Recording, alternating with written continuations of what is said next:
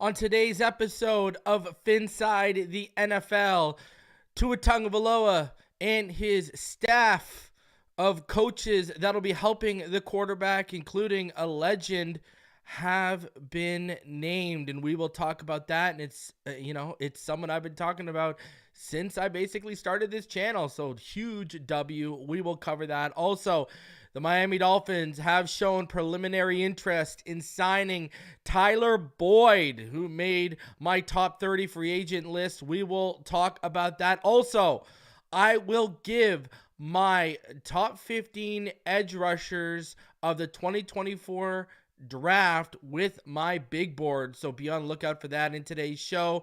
Do me the favor, smash the like button, subscribe if you're new. Let's get into this.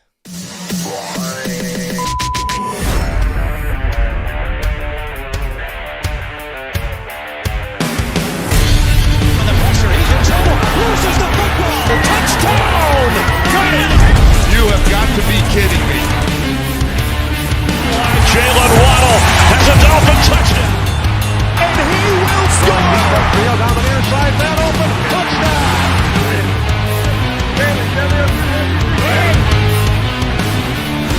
The run from Tua Tagovailoa. Touchdown! He's going deep. It's not over the touchdown again. Tagovailoa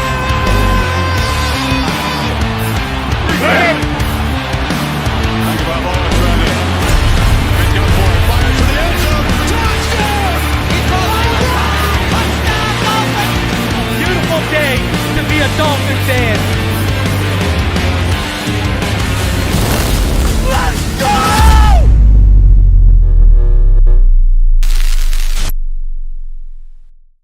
What is good, Finn Nation? What's good? It's your boy Reason, and we are back here for another one. Appreciate all y'all coming through for this Tuesday. Shout out to Knight getting things started off early by gifting a membership, and SoFlo Soul is the recipient of that. Appreciate you, Knight, for starting us off today. Shout out to everyone in the chat, man. We got a good episode in store for you. We got some good topics, and we got a big board to go over. So y'all are going to like this one. I'm going to tell you this much. Shout out to everyone already in the chat. All right. Robert Thomas and Marinos Go. Pro Special. Coach AJ. Coke Master D. And you're asking about what happened to the round table. That'll be happening sometime in May. I'll be going on vacation for a week after the draft in May. And then when I get back, I'll set that up. But right now, we are way too busy in terms of actual content and prepping for the draft. So I'll do that after the draft. All right. Don't worry. I haven't forgot it. I've got all the tally and everything. We'll be doing that after the draft. People have asked about this and I've answered on multiple different platforms. So I'll give you the generalized public answer right now. So we'll be doing that sometime in May. All right. Shout out to Gil, Toro, Aladino, Mass, the homie Brad Martin, Stetson O, Brian Walters, Lemony Crawdad, Kevin Correa. Shout out to all of you. Jason Keck as well. Who else we got here? Chuck Fins Up. Shout out to you, homie. Robert Lund, Timothy Washington, Bob Oliver, No Name Fins, Jeffrey Ward, Scorpion King 271, Charles Hilton, SoFlo Soul, Vehicles. What is that? Hold on a sec. What is this? Vehicles and Get Fiddles. Okay. MG Taxman, who's watching from Disney Hollywood Studios. Shout out to you, man. Shout out to you. Duke Tomlinson as well. What else we got here? Ian Baller, Nick Queck, Caddy Shack, Troy Hicks as well. Trapstar 187. I got Jeezy in the house. J Bands 50th State Fins fan. You should be on the lookout for your package because I resent it. Scotty, Finn Fella, Omar Brown, Gigolos 45, Crazy Dolphin, Todd, Labruto, Luther Small, Kurok 1972, Gavin Hatch, Gary Gonzalez, Sean Davis, Kevin Neves, the Marlboro Man is in my chat right now. The Finisher, what's good, everyone? Gavin, what's good, bro? How you doing? Shout out to each and every one of you for rolling through, man. Rolling through. I appreciate that. 50th State Fins fan. Fins up, gentlemen. How do you gift a membership? I've actually never gifted a membership. So, man, that's a question for Billy Bad Martin and Niter in the chat. The Michael Pulisic, Michael Noble, what's going on? Reason, Crosby and Russ. Bro, did you see what Crosby did? Did you see what Crosby did? Did you see what Crosby did? Crosby tied Wayne Gretzky for the most seasons of averaging a point per game or more. I'm just saying. GOAT. Top 5 of all time. And what makes him even more impressive about Crosby being top 5 of all time? Post-lockout era, man. When the game changed, et cetera, post-lockout era. Shout out. And the goalies are much better. And that's what I mean by post-lockout era. The goalies are much better than what they were. You know, listen, I'm not going to lie to you. A couple nights ago when I was, one of those, up late nights, I was sitting back and I was watching on YouTube. I was rewatching games from the 1991 and 1992 Stanley Cup Finals when the Pittsburgh Penguins defeated the Dallas North Stars in the first series, which was an amazing series. And then we blew the socks off of the Chicago Blackhawks in 92, ran Belfour out of the net. Hell, ran John Casey out of the net multiple times in 91. But I'm telling you, you watch the goalies from the early 90s to the goalies of 2024. Oh my God, it's not even close. It's not even close. Not even close. So, man, it's good watching. Good watchers. I'd hold up on that. Frederick Duze, the Fin Man, shout out to y'all for coming through. NL Roberto, shout out to you as well. Russell Swan, Dolphinster. Don't want anyone to get missed out here. I would hold off on declaring the Florida Panthers the Stanley Cup champions. Every year, I feel like I go through this with my chat, man. I'd hold up. Now, the one thing I will say about you guys that you have working in your favor is you're probably not going to win the President's Trophy. So, because you're not going to win the President's Trophy, now you still do have a chance to win the President's Trophy. You got 7 games left, and you're 5 points behind the Rangers for it. Whoever wins the President's Trophy, you can basically scratch them out because normally, like 99.9% of the time, the team who wins the President's Trophy, and for those of you who don't watch hockey, that's awarded to the team with the best record and the most points at the end of the season. They get what's called the President's Trophy. 99.9% of the time, the team that wins the President's Trophy does not win the Stanley Cup. So, yeah, I would hold on. I'm going to be honest with you, Florida Panther fans. You guys remind me of a Southern Maple Leafs. That's what you guys remind me of. You guys are, the season, y'all are running through it. No worries. Playoffs hit. It's a struggle for y'all to even get out of the first round. And then if you do get out of the first round, you're pretty much done in the second. So, that's I'm just keeping it a buck. Just keeping it a $1.50 with all you Panther fans. All right, because I know there's a lot of bandwagoners there. But the Bruins are always deadly. Look out for the Hurricanes. Look out for the Hurricanes this year. I'm going to tell you this right now. Look out for the Hurricanes. I had my boy Gensel. Look out for the Hurricanes. And obviously, on the flip side, on the Western Conference, the Avalanche always. You got to be worried about the Avalanche and the Golden Knights and such.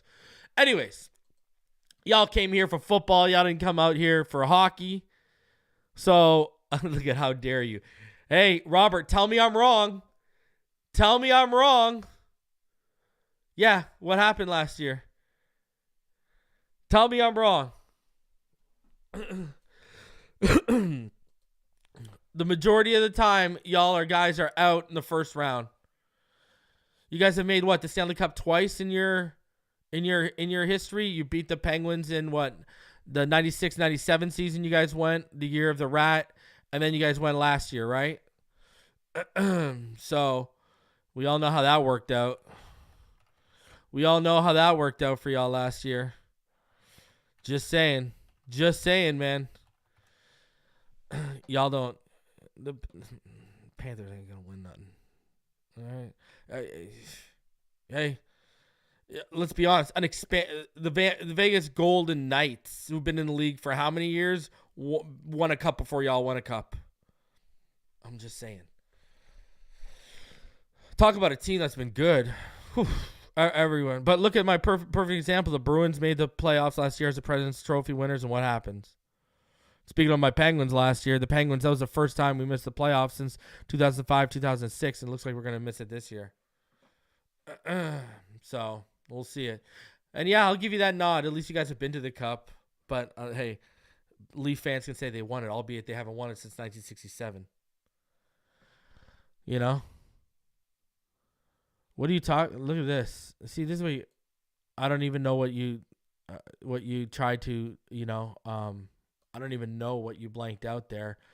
What are you talking about? The Penguins have won 5 Stanley Cups since 91, and they've been to 6. From 2005, from the 2005 to 2006 season until last year, they had the longest playoff streak in North American professional sports. What are we talking about right now? Also, the Stanley Cup is the hardest trophy in sports to win. Let me ask that. Let me add that. But we just came off having a dynasty from 2008 to 2018. We were a legitimate dynasty. 5 Eastern Conference Championship appearances in 10 years, 4 Stanley Cup final appearances in that same time, and 3 Stanley Cup final wins, including a back-to-back in 2016 and 2017. That's a dynasty in the NHL, bud. I don't know what you're talking about. So, you're talking to the wrong boy over here when it comes to hockey, man. All right. So, let's talk a little football here, because I see there's a lot of there's a lot of people still harping on the offensive line, and we'll get into the details later on. But listen, I keep telling all y'all, I keep looking at how this, even with today's move, it doesn't change what I'm going to say. This team is pointing towards what? This team is pointing towards an offensive lineman in the draft.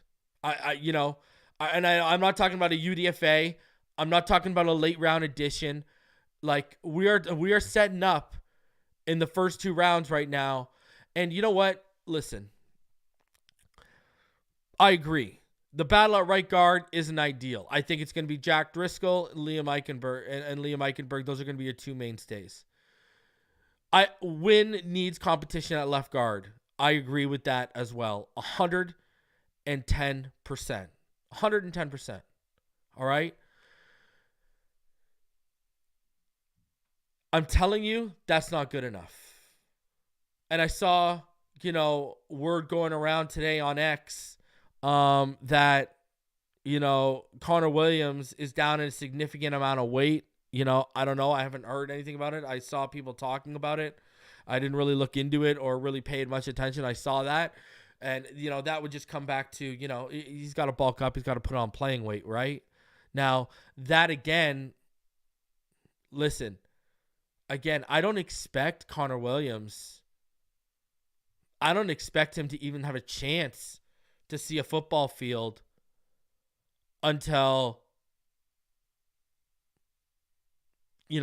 November-ish, maybe. I don't have a ton of faith that he's going to be even ready to see a field in training camp.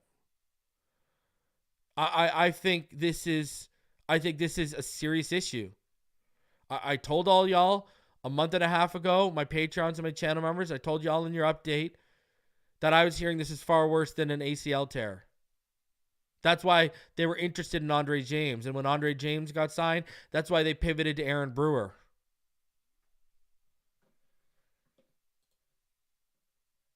I have no idea. I'm going to have to look into it. Knight says, Armstead, Wynn, Brewer, Driscoll, Jackson. If you put a gun to my head right now and ask me what's our starting 5, that would be our starting 5, 110%. 110%. Agree with you, Knight, right there. Shout out to Brad. Look at him coming through. 5 Phinside the NFL memberships. M. Cord, Sean Davis, Robert Lund, Kevin Neves, and Michael D. You giving this to Panther fans, bro? I'm just joking, bro. I appreciate you, Brad Martin. Appreciate you, sir. Brian Walters has a good question. He says, Reason, do you think we go over 10 wins again? Yes. Yes, I do. I'm going to say, listen, I should have been right last year. We should have won the division. I'm going to go back out on the line and say we finish it. You know, I think this is, again, a 12-win team at minimum. And if they learn from their mistakes, this could be a 14-win team. If they learn from their mistakes, I said. If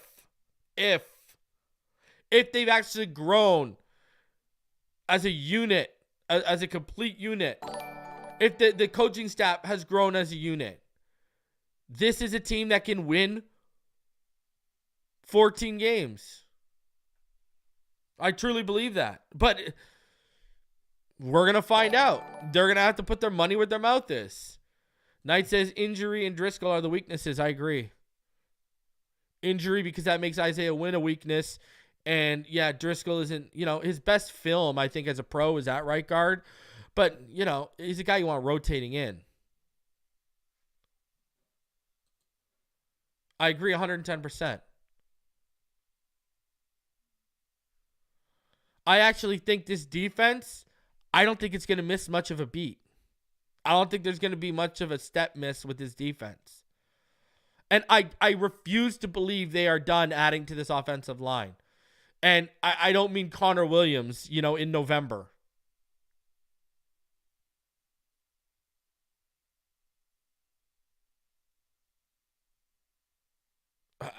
I just do not. I don't. We had one of the hardest schedules last year, and we should have had an even better record. Again, we are going to find out all the talk, because you saw at the annual owners meetings, you had McDaniel doing his rounds again, the adversities and opportunity, et cetera, et cetera. We're going to find out. Has this team learned and grown from their mistakes? We're gonna for real find out.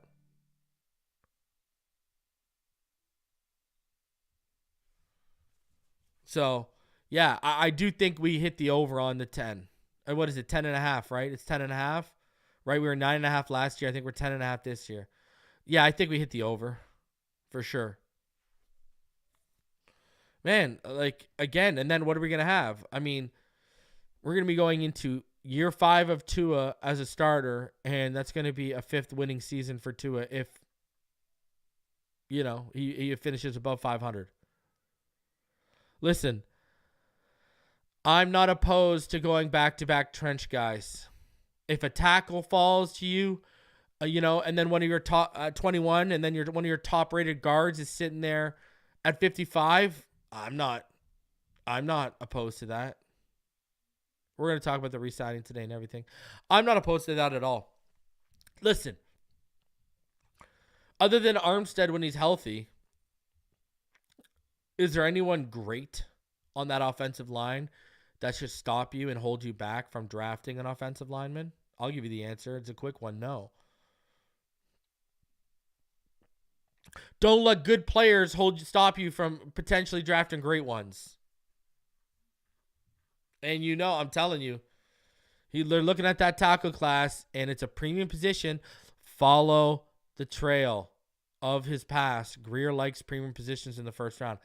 That's why I still see people trying to push Jackson Powers-Johnson. Ladies and gentlemen, unless we trade back, they're not taking Jackson Powers-Johnson at 21. They're not going to take an interior guy at 21. That's going to be an edge rusher.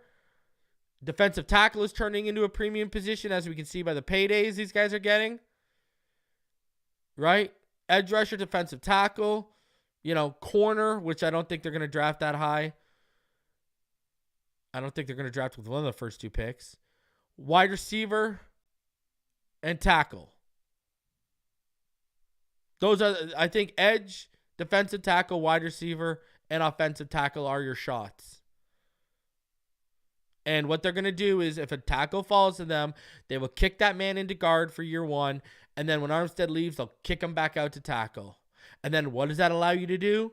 You can supplement that guard position that opens up in next year's draft when you have even more picks. Or you draft an edge rusher, or let's say Johnny Newton falls at 21, and then at 55, or they draft a receiver, and then on 55, you target in, you hone in on one of your top-rated guards. A lot of ways you can go. So we'll see. We will see, because we know they want a weapon, and we know this is McDaniel's first crack at a first-round pick, and they've talked about it so many times in so many different pressers that he's never had a first-round pick before. So I think unless one of their top-graded premium positions on the board, they're going to give a crack at a weapon, maybe. So we'll see how it works out. All right, let's get into the news today before we get into the real good stuff. All right, and let's start off with this. So The Athletic, they had a Steelers mailbag. And in that Steelers mailbag, Chris G asked the question, will the Steelers and Tyler Boyd eventually find some common ground? And it was responded, I would say that it would be a long shot at best that the two sides come together. From what I've been told, Boyd was extremely interested in Pittsburgh at the beginning of the free agency process, but the offer wasn't something he was comfortable with. Boyd has at least had preliminary interest from the Chiefs, the Chargers, the Dolphins, the Lions, and the 49ers. I am pretty sure the ship with the Steelers has sailed. So, ladies and gentlemen, why does this matter? This matters because, you remember, we were told during the Odell Beckham stuff that they had talked to another big name wide receiver who I even theorized probably was Boyd, and he told them how they only had a certain set amount they wanted to spend on the wide receiver 3 position. If that was Boyd that was making those comments, it sounds like Boyd is moving on with his life.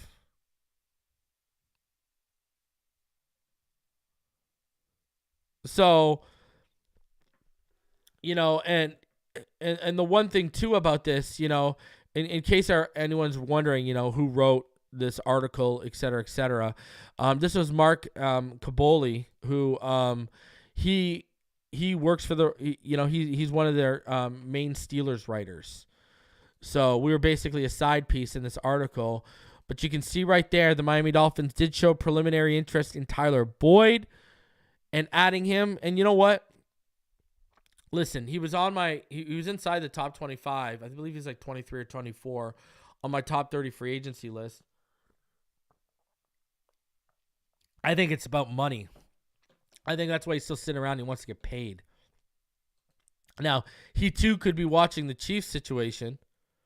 Let's be honest. He really could be watching the Chiefs situation. So, I mean, because, same thing that OBJ is doing, right? Getting feelers out there. It did seem like OBJ was much more comfortable with taking less money than Tyler Boyd, because Barry Jackson did comment on it, and this is what Barry Jackson said. You see the first tweet, the one that he quote tweeted. He said, as we've noted for weeks, Dolphins have poked around on pricey established wide receivers with hopes of getting them at a discount. With Beckham and Boyd and others, market next 4 months will dictate what they ultimately will command. And then he said Beckham made $15 million last year. Boyd, $10.3 million. Who can blame them for not wanting to take a big pay cut in April? With Mike Williams getting $15 million from the Jets. But the Dolphins aren't operating at those numbers, obviously. For third wide receiver, even though they would love a really, really good one. So, again, I go back to my previous comment. This team is seriously eyeing adding a big-name weapon. That's what they are looking at doing. And that's why if one of those tackles or edge rushers is not there and Jazar Newton's off the board or Jazan Newton's off the board or Byron Murphy's off the board, it becomes a real possibility that they take wide receiver. But are they going to, I pray to the Lord they don't take an Xavier Worthy or none of the Texas guys, please. None of the Texas guys. All right. Everyone knows. You want to get one, trade back a little bit and take Xavier Legette. Xavier Legette. I was talking to Omar Kelly today, and Omar Kelly will now be he'll be on the show next week. He's just going through prospects right now. So he wants to be caught up for the conversation next week. And, I asked him, I said, did you watch Xavier Legette? And he became a big fan of him too when he watched him. So go get me Xavier Legette. I need that W. Y'all got me H-Chan last year. Go get me Xavier Legette this year. I'm just saying. Go get me that stud, that blend of DK Metcalf and Deebo Samuel. Jason Sam said he'd take Ricky Purcell at 55 over Boyd. I'm not as high on Purcell as you are. So I would actually probably go, the opposite, because I'd sign Boyd to like a 1-year deal, right? That's where I'd be. So, he's a perfect proven slot option. The guy played the wide receiver 3 role to Jamar Chase and T. Higgins. He knows what's expected of him, right? Like, he's already shown he's comfortable in that kind of role. He can also block pretty decently. So, now obviously he was projected by PFF and Spot Track to be in like the $8.7 million range, and clearly that's not the deal. Because if he was looking for about $9 million and we came in and offered $7 million, he'd probably already be signed. So, I don't know if I necessarily see that. And if we're at 55, I don't know if he'll make it there. But if Legette's off the board, man, and Ladd McConkey's sitting there, I don't know. And if we're sticking to Florida, I'd probably take Keon Coleman over Ricky Purcell. But, man, if Ladd McConkey's sitting there at 55, I don't think he'll be there at 55. But you never know. Never know. Right? So people are going to fall. I keep telling all y'all because of that, of what's going to happen. You're going to have at least 4 quarterbacks in the top 10. You're going to have at least 3 wide receivers in the top 15. Those are 7 of your guys right there. That's half of your 15 right there. And you're going to have probably Taron Arnold, Quinyon Mitchell going to be vying in the top 20. So there's 9 of your top 20 right there, right? I just don't believe the whole talk about a guy like Leatu Latu being there at 21. I just don't see it. Now, Dallas Turner might be the first one off the board. Cool. Okay. Because he's younger and the athleticism and such. Cool. But when you talk about a guy with like a high floor, let's Leatu Latu. I just don't see him being there. That's like Jalen Phillips dropping to 21. I don't see now. Phillips is a bit better of an athlete than Leatu Latu, but I just don't see it happening. Right? Byron Murphy could go in top. There's going to be guys, and then you could have a team trading up into the top 20 to get Penix or Bo Nix.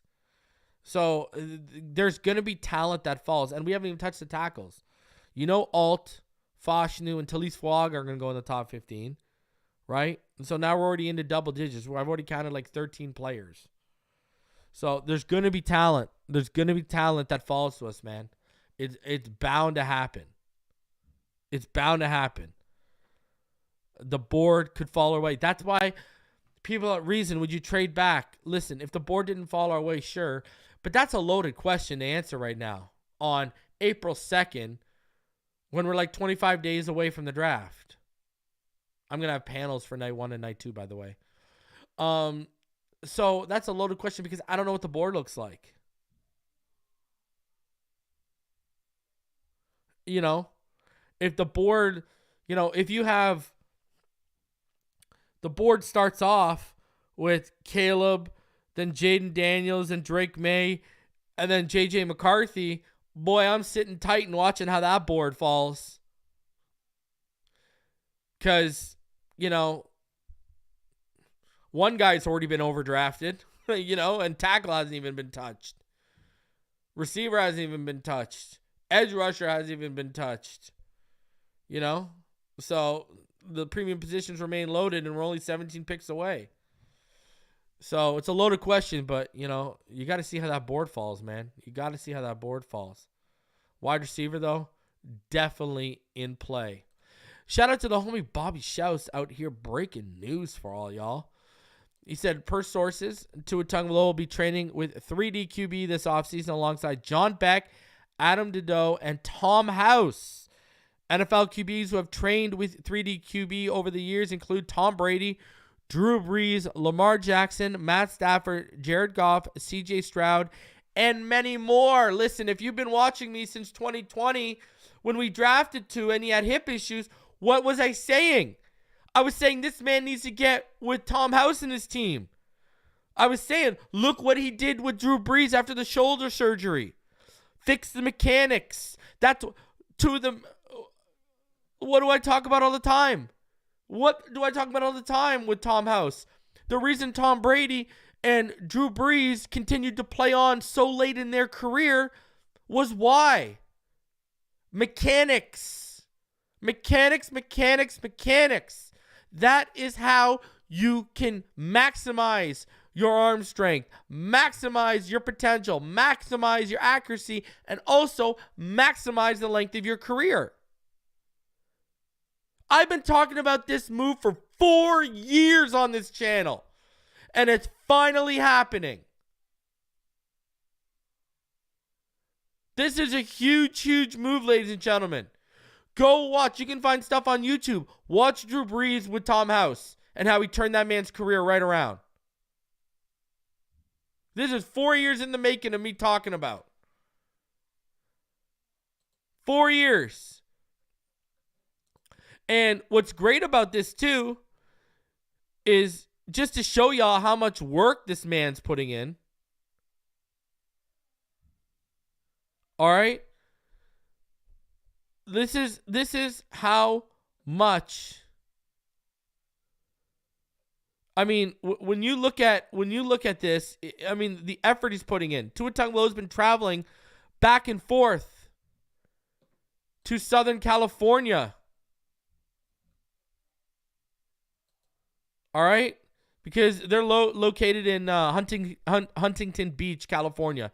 He's been traveling back and forth between California and Florida. Been putting that work in. Been loading up, baby.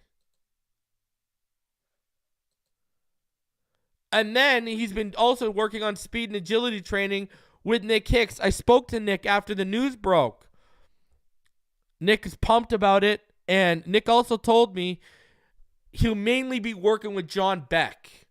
That's the guy he will be working the most with out of the three. Is John Beck. Yes, former BYU quarterback. Yes, former Miami Dolphin quarterback. But let me hit you with this statistic that Nick hit me with.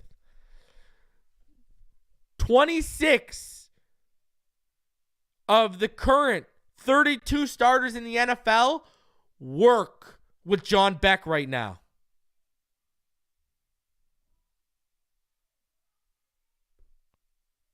"26. There's only 6 starting quarterbacks in the NFL who do not work with him. For all of you who love Lamar Jackson, they work with him. For all of you who love CJ Stroud's first year, they work with him.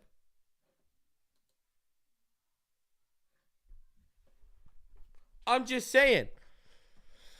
So I don't want to hear anything about, oh, it's John Beck, blah, blah, blah. When 26 of the 32 NFL starters right now work with John Beck. Okay? That resume alone speaks for itself. We're not talking about the player. We are talking about the teacher right now. I mean, look at it.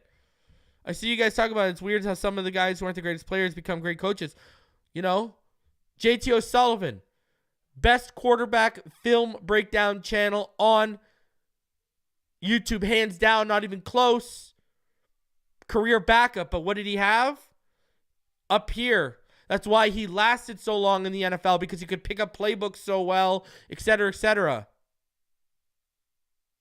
They're everywhere. Who's one of the best analysts when it comes to breaking down that specific position? Darren Orlovsky.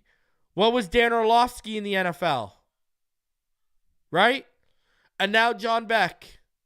Might not have had the greatest NFL career, but hey, he made it to the NFL, number one. And B, he's obviously a great teacher. If you have that many starters in the NFL that trust him with their mechanics and with their career, basically. So, man, I'm hyped for this. And, John Beck is basically a protege of Tom House.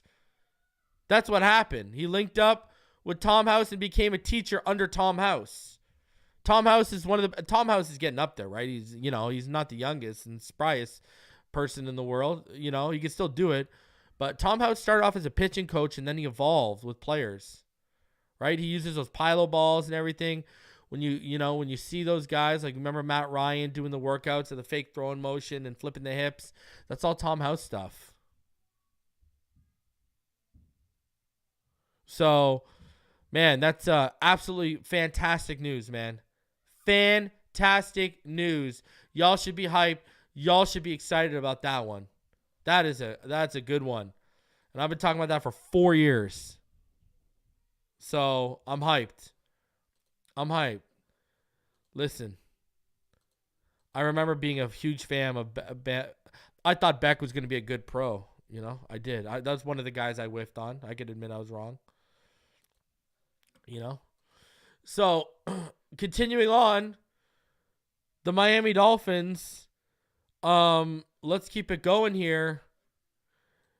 Dan Graciano of ESPN says, sources say free agent offensive lineman Kendall Lamm has agreed to re-sign with the Miami Dolphins on a 1-year deal.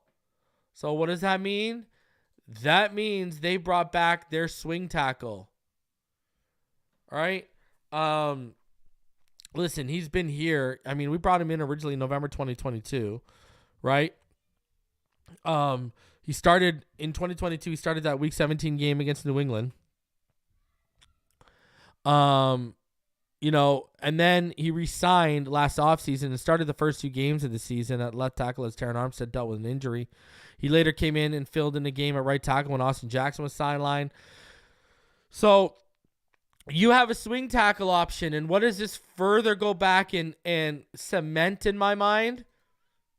And Driscoll ain't the swing option like the media was trying to tell you he could be. He's what I told you he was going to be. Driscoll's going to be in that battle for right guard. Get ready. That's what Driscoll and Eichenberg battling to Phil Hunt and Brewer in for Connor Williams, like Scotty in the chat said. That's basically where we're at. Those are the changes. I don't think. Come on, man. Look deep in yourself. You really think they're done? You really think they're hitching their wagon to an Eichenberg and Jack Driscoll battle at right guard, as well as Isaiah Wynn at left guard, given his track record of not being able to stay healthy? We know that they've checked in with 2 starting offensive guards and a part-time starter. And they've all told them to sit tight. What does that tell you? If they don't add someone in the draft, they're clearly eyeing people in the draft, and if they don't add them, they're going to circle back around. That's what that tells you. You do not have to be a mathematician to figure that out by any stretch of the imagination.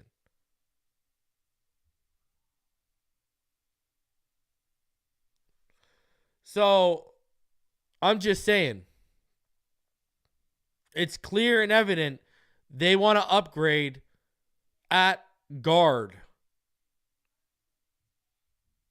And Kendall Lamm, that just reinforces it. That Driscoll, he is not the swing option like they were trying to tell you he possibly could be. So, we'll see how it plays out over, the next month and a half.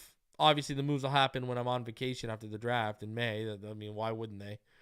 But that's what it looks like. The Kendall Lamm addition just confirms what I've been saying. A, they ain't done adding to that interior, and B, Driscoll's going to be battling for an interior spot at the start of camp. All right? ladies and gentlemen, you know what time it is.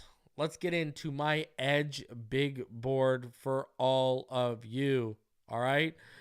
Let's get into it right now. Let's start off with the honorable mentions. And let's start off at number 15 with Miles Cole out of Texas Tech. All right? And we're going to work our way up. Miles Cole, he's 6'6", 278 pounds. He's an impressive athlete, borderlining on freakish, who is very explosive with his first step, and he has prototypical length to his frame. He possesses good strength and powerful hands while he knows how to use quickness to beat tackles off the edge, disrupt the pocket, and pursue the QB. Needs refinement in his pass rush technique and consistently setting the edge against the run. He's more of a high-ceiling project given his physical traits right now. At 14, I've got Cedric Johnson out of Ole Miss, 6'3", 260. Johnson, like Cole before him, is another high-level athlete in this draft class with great explosiveness and get off from the line of scrimmage. Has a motor that seems like it's always running hot. He's great at timing the snap. Possesses a decent set of pass rush moves. Can set the edge and has violent hands that stay active. His play strength needs to improve. He doesn't have great bend to his frame, and I see him more of as a rotational edge piece in year one who can contribute on special teams, which he did play quite a bit of at Ole Miss. At 13, I have Muhammad Kamara from Colorado State. He's just under 6'1.5", 248 pounds. Another great athlete. Has explosive first step, gets out of his stance quickly, and knows how to convert speed to power very well. Motor doesn't stop. His hands don't stop working either. Whether it's a double swipe to beat out a lineman, a chop, or a rip. Well, I would say he has a pretty good set of pass rush moves to go along with a pretty good high level of pursuit. You know, his pursuit ability is pretty high. I see him as a pass rusher more than a run defender. By his size, you already know his length isn't overly ideal. He can get washed out relying on his power instead of trying to be a technician. Number 12, I got Gabriel Murphy, almost 6'2.5", 247 pounds. Murphy's a high-level athlete with explosiveness that pops on film like Kamara, Johnson, and Cole. But I'd say he has better bend to his frame than those guys, as well as I'd say he moves better laterally than those three. Has necessary pursuit speed, twitch to his body, violent hands, excels from rushing on the interior, can be flexed inside out, and even has some usage as linebacker. Not a huge fan of his ability in the run game as he can get a bit timid to take on blockers. Needs to refine his technique to be a three-down player, especially purely off the edge, and doesn't have ideal arm length. Number 11, a guy the Dolphins are confirmed to have met with, Austin Booker. Just under 6'4.5", while weighing 240 pounds. Booker isn't quite the athlete as the last four mentioned, but he makes up for it as a more polished run defender and pass rusher who always seems to have an initial good pass rush game plan. Shows great bend to his frame, knows how to use his arm length with swim moves and such, can get off blocks consistently, convert speed to power well, is a fantastic tackler, and can align in multiple fronts for a defense. Lacks experience, but on the flip side, that says his ceiling is high from what I've seen. Needs to add to his play strength to be stronger at the point of attack. And as strong as his initial pass rush plan is, he needs to develop his counters repertoire just a bit more. All right? Let's head over to the top 10 now. We'll go from 10 to 6 and then get into the all 22 of the top 5 for each and every one of you. All right? So let's get into the top 10. Starting at number 10, Jonah Ellis. Ellis stands a little over 6'2" and weighs 248 pounds. You know, may not be an elite level athlete, but what stands out when you watch him is how he always seems to have a solid pass rush game plan. Has a quick initial first step and get off. It's not explosive, it's more quick. He understands leverage at the point of attack, uses it to his advantage, and displays good hand placement for the most part. His pass rush arsenal is vast. Dude loves the spin move, but has active hands that can do more than land an initial punch. He can club, rip, two-hand swipe, etc. Has a motor that won't stop until the whistle, but will also take him from sideline to sideline. And his back-to-back games against UCLA and Oregon State show how high his ceiling can be. That UCLA game was something else for him if you go back and watch the film.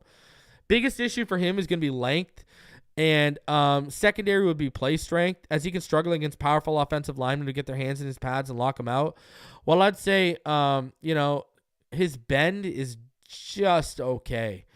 Number 9, Marshawn Kneeland, 6'3", 267 pounds.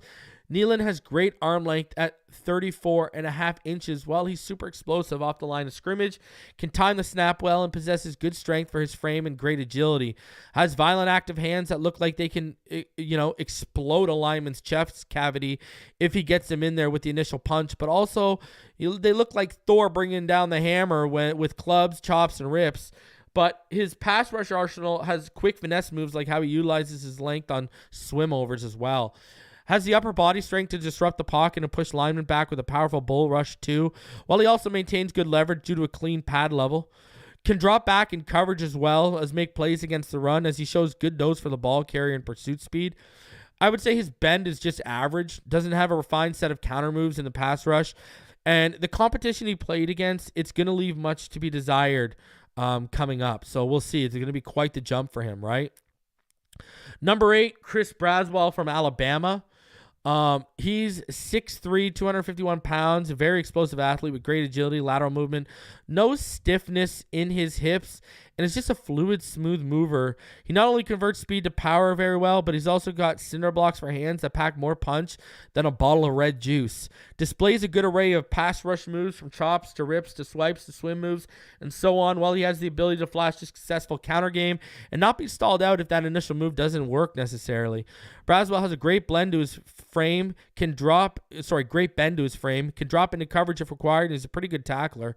Lack of reps is going to be a downside, as he was more of a rotational fit at Alabama. His length isn't that great, and he's going to have to get better at shedding blockers more consistently. At number 7, Adisa Isaac from Penn State, 6'4", 247 pounds. Isaac has gotten better each of his last 2 years at Penn State, as his role has increased from a rotational player to a regular contributor for the Nittany Lions. Explosive out of his stance and off the line of scrimmage. What's dangerous about Isaac is he has an extensive set of pass rush moves, from using his hands and length effectively with clubs, rips, and swims and swipes, to putting linemen on their heels with a bull rush to display his upper body strength. He also hit you with the push-pull technique as well. Has great bend off the edge and pursuit speed. Shows the ability to set the edge and make plays in the run game. Shows some promise in coverage. Can be used standing up or with his hands in the dirt, as he's stance versatile and can be a key contributor at the next level as a looper on stunts as well as on twists. Playing weight will have to increase at the next level, as will his overall strength. Can get stalled out if his initial pass rush move doesn't work. And not the greatest playing in traffic. Tends to sometimes get washed out. Number 6 for me, it's got to be Braylon Trice from Washington. 6'3.5", 245 pounds. Braylon Trice is one of the smartest pass rushers of this class. He not only always has a solid pass rush game plan in place, but I think he also possesses some of the best and most consistent counter moves of this class. His hands pack power, stay active and violent, plus they're strong enough to hold off from getting swatted, while also he places them well in alignment's pads consistently.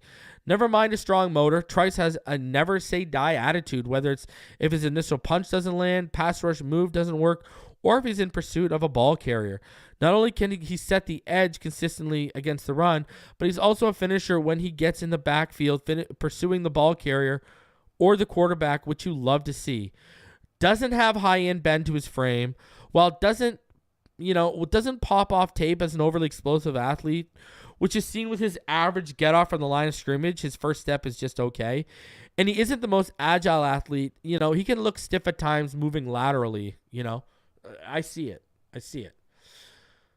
Let's get into the top 5, though. And we start off with Mizzou at Missouri with Darius Robinson. He could have been on the defensive tackle list here. 6'5", 285. Robinson offers flexibility across the defensive front to whatever team drafts him, as he can play from the 3 tech all the way out on the edge as a 6 tech. Has great length to his frame with arms just under 35 inches long with a strong overall physique. Has powerful hands that pack more pop than a can of soda when he engages them, that can swipe away a swat attempt or can break down a lineman with a club or chop. Can bull rush effectively with his power or catch an offensive lineman slipping with a bull rush. Either way, he lives for the physicality and power part of the game. You look at him and you watch the film, not only can he shed and get off blocks consistently, but also he doesn't get washed out in leverage matchups, as he consistently maintains a very good pad level from what I've seen. Has a high octane motor that goes from whistle to whistle, sideline to sideline, while Robinson shows stoutness against the run with the ability to set the edge while staying true to his keys, not being fooled in misdirections and such in the run game. Plus, he sniffs out ball carriers regularly.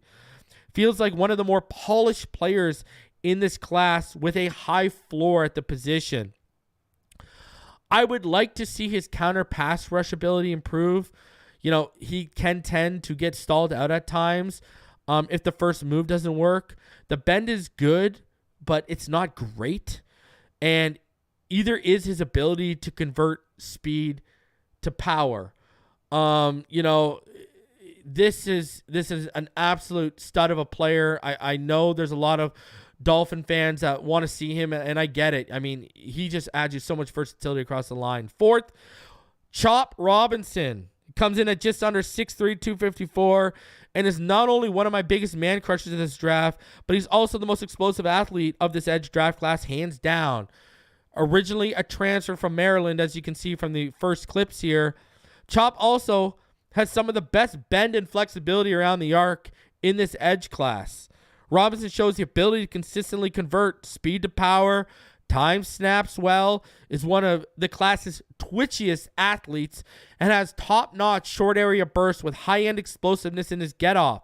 Has strong hands that can't easily be swatted and disposed of by linemen, along with a high-end motor that seems to never stop running. Not only does he have strong hands, but he also has a strong upper body and overall functional strength, as he can successfully take on double teams without being washed out against the run. Never one to play too high or get too low. Robinson, for the most part, maintains a consistently good pad level. Has the highest ceiling of this edge class, hands down in my opinion, and with the proper refinement could become an impact player like Micah Parsons at the next level. He's going to have to continue improving his pass rush game plan, from widening his array of initial moves to growing his counter move arsenal. Hand placement needs to be a little bit more consistent. And he does need to get a bit better at shedding blockers, more regularly. But high ceiling on this player. Absolute stud. I mean, he was giving everyone problems. He's so quick to trigger. Man, the ceiling on this kid is massive. Huge fan of Chop. Not only just because he's got probably the best name in the draft, but look at that. Look at him lay the smack down and pop the ball out. How can you not love Chop? Whew. Give me him. Number 3, Jared Verse. At a little over 6'3.5" and 254 pounds, Verse pops off the screen as a high-level athlete with some of the best strength in this class from his core to his hands. As strong as his hands are, so is his usage of them, as he consistently places them well, and also disrupts linemen with his initial plunge, club, chops, and rips, or double-handed swipes. He has some of the cleanest hands of this class. First, has a pretty large set of pass rush moves he can win with, whether it's his technique or using straight-up power in his bull rush, while he knows how to convert speed to power very, very well. Has an explosive first step, is quick in short areas, and has a motor that just never stops. I mean, you're talking about a guy who's always fueled up and ready to go. It's him.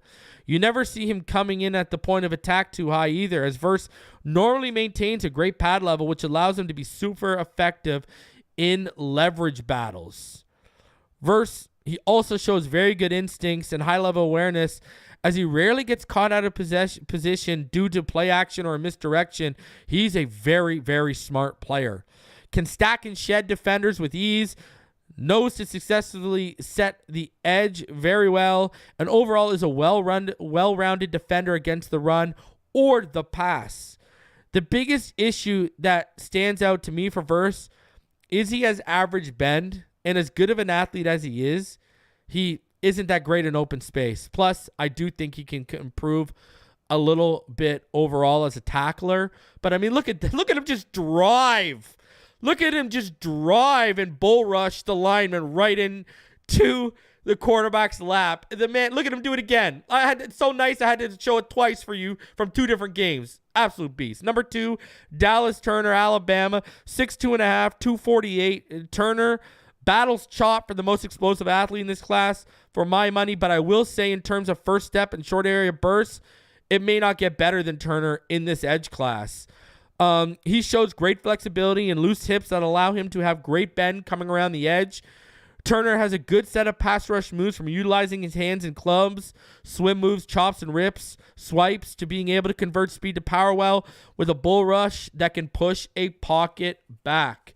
He's a clean tackler in open space with a great motor, knack for taking good angles, and great pursuit speed of the quarterback or ball carrier to match. Where Turner also shows promise is when he's been tasked with coverage duties, as he moves really well and plays smooth in open space regularly on tape.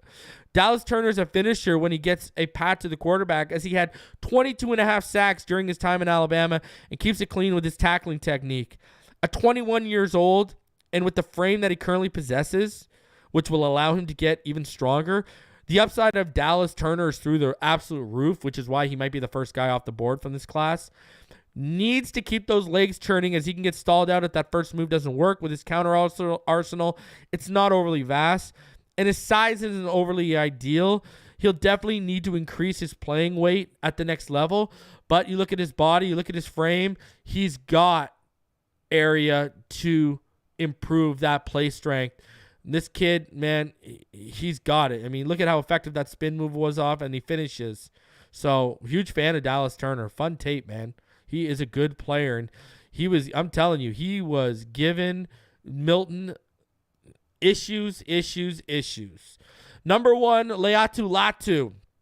My other man crush in this draft class, besides Chop, who I've been talking about since the Senior Bowl. Latu is someone I've been hyping on this channel for quite some time, man. At just over 6'4.5", 260 pounds, Latu is a really good athlete who may not be as explosive as Dallas Turner or Chop Robinson, but he makes up for it as being the most technically sound of this class. In terms of body type and frame, Latu has some of the best length for this position in this class as well. His hands are so technically sound, from the placement to how he keeps them active and violent at all times. You know, you're talking about pack and pop. You know, these things pack more pop than a greatest hit soundtrack of Michael Jackson. I don't know if anyone times the snap better with their get off in this edge class better than Latu either. Just another way he uses his ability as a technician instead of relying on explosiveness. Latu also has one of the cleanest and most extensive set of pass rush moves in this class, as he can beat you with converting speed to power, a swim over move, chop and rips, clubs, spins. He uses it all effectively. Has a very high-end motor that never stops. Good bend and flexibility to his frame, can stack and shed, while Latu plays at a consistently good pad level. I think for him, medicals will be his biggest concern. Also, the fact he's about to turn 24. Needs to clean up his tackling technique, and he needs to improve his anchor and run defense. But this man gave Shadur Sanders. This guy gave Caleb Williams. This guy gave everybody fits. Laiatu Latu has the ability to be a very, very special edge defender from this class. Him and Chop are definitely my man crushes. Huge fan of this edge class in total. There's a lot of good guys at the top there that you can't go wrong with, man. So shout out to all of you for coming through. We have over 400 of you still in the room watching. Man, I appreciate all you. Shout out, I saw Bobby Show showed up in the chat. See the Dolphins Realtor. See all y'all showing up. Dolphin Don, Jason Myers, Tony T. Thank all y'all for coming through. Smash that like button. Subscribe if you're new. Help me out with my friend Algorithm. You know? All right? So just to continue to remind all of you, there will be no Fin Too Deep this week. Neil and his family are going down to WrestleMania, so he'll be out of commission. So I'll be bringing you content. For those of you waiting for me and my next episode with Omar Kelly, that'll be happening next week. He's just getting caught up on this draft class. So, man, got a lot of content coming for you. And my next board is going to be either tackle or guard. Then we'll go to safety, and then we'll do whichever one we didn't do out of tackle or guard. And I'm going to get working on that right away so we can get that to y'all soon. So a lot of draft content, and we're going to be getting into mock drafts.